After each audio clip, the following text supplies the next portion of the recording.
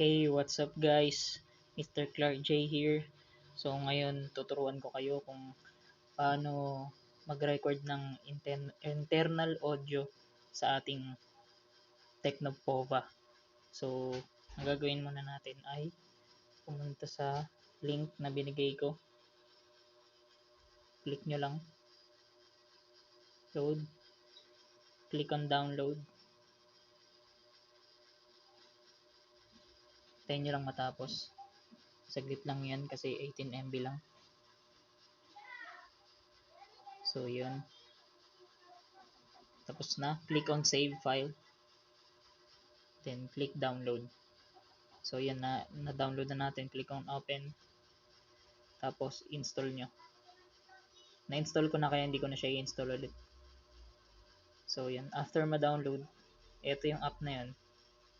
AZ Screen Recorder. Click nyo lang. Click nyo tong 4 box. Yan. Go to settings. So yan. Dito na natin mababago yung settings nya. So nakikita nyo yung record audio. Enable nyo lang yan.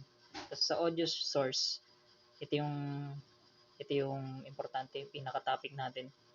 Click mo. Kung gusto mo internal audio yung ma-record niya, click on internal audio.